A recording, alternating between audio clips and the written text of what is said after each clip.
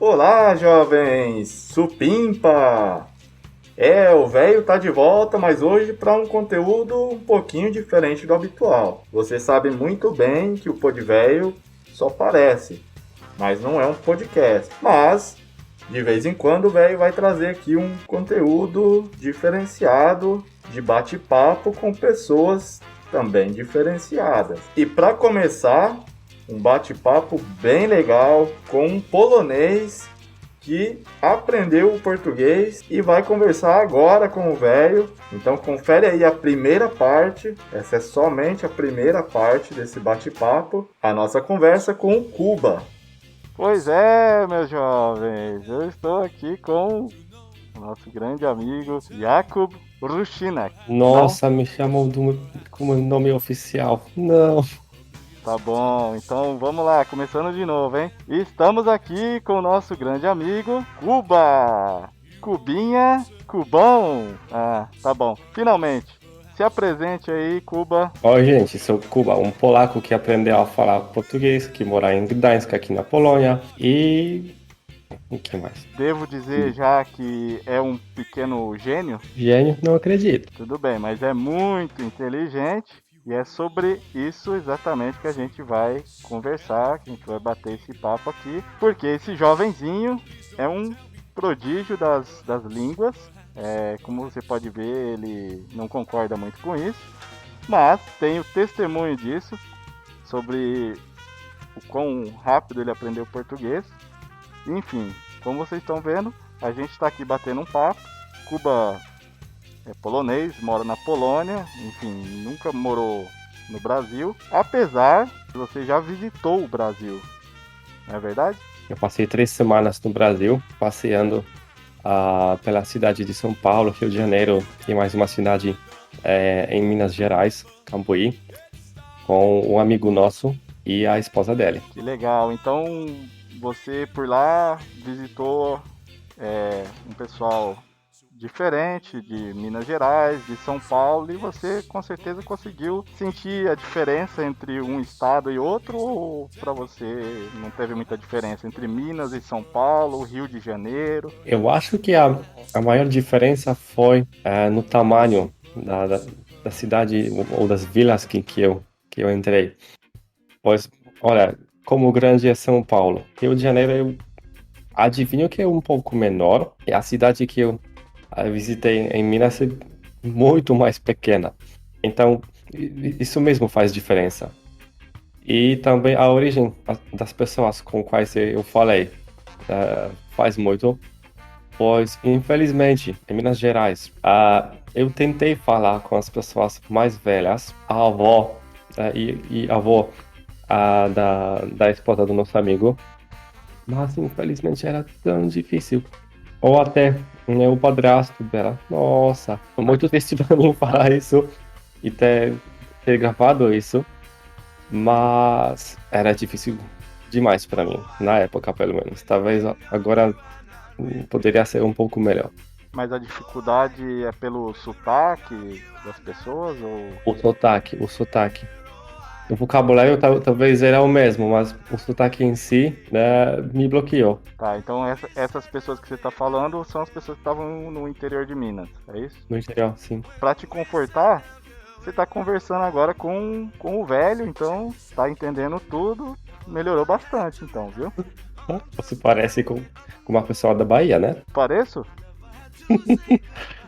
Pela velocidade da fala. Ah, bem devagarzinho, bem devagarzinho, mas isso sabe o que é? É a idade, meu jovem, a idade quando chega, tudo vai se acalmando, velocidade vai diminuindo, as coisas vão parando de funcionar, é complicado, Kuba. Você que é um jovenzinho aí, tem toda a vida pela frente, um dia você vai saber o que é isso, viu? Mas por enquanto, aproveita a energia aí que você tem, que inclusive tem tanta energia que inclusive aprende não só o português, né? Quantas línguas você fala na verdade, além do polonês, que é o nativo seu, claro, né? Essa pergunta é bem complexa, pois na escola eu estava aprendendo alemão, depois no ensino médio inglês, mas agora não falo alemão em geral. Eu posso ler um pouco e entender, mas não falo mais. Esqueci demais. Faz mais que uma década que eu tenho falado alemão pela última vez. Nos últimos anos eu aprendi português. Ainda estou tentando aprender francês e russo, mas me falta prática. Eu encontrar uma pessoa para falar com ela, talvez essas línguas, talvez eu poderia conseguir aprender mais e falar. Mas até agora, o português me deixa ler, escutar música, conversar e aproveitar ele. Mas o meu francês e meu russo são bem pobres. E você aí, jovem, que não fala nem o português direito, hein? Vai aprendendo aí, viu? Aliás, por falar em aprender, Cuba, tenho certeza que tem muita gente agora assistindo o vídeo e gostaria de aprender línguas novas, até o inglês. E não tem muita prática, não sabem muito bem, não tem algumas dicas de como fazer isso. E você, a gente sabe que além de ser esse pequeno prodígio, você compartilha o seu conhecimento em um canal do YouTube, né? Fala pra gente um pouco aí sobre o canal, por que você criou o canal, qual é a intenção aí? A ideia para criar o canal não era a minha, era a sua. Eu digo isso no canal, tem gravado, então não minto mais. A ideia é para compartilhar a minha visão do Brasil, da língua, talvez das dicas de como aprender a língua. Eu acho que no futuro também eu vou focar nas diferenças entre línguas, pois aprendendo algo mais além do português, eu vejo também diferenças, mas muitas coisas em comum, e isso deixa aprender algo outro muito mais rápido, muito mais fácil. Por exemplo, para mim, aprendendo inglês antes do português fez com que isso foi muito fácil, muito bacana. Claro, tem diferenças na gramática, por exemplo, que até agora me faz louco, mas era muito mais fácil. E eu sei aí que você, uma das coisas que você faz aí para aprender, ou que você, no começo pelo menos, você usava para aprender o português, era ouvir música, né? Era e não era. É assim. Eu usei um aplicativo no meu celular e tinha um curso que me guiava, sabe, entre gramática, vocabulário e tal. Era tudo bem pensado, me forçava a praticar essas coisas, esses desafios. Mas a música me ajudou para se acostumar com os sons da língua e para conseguir repetir eles. Você nem sabe quantas vezes eu precisava repetir as palavras tão curtas como não.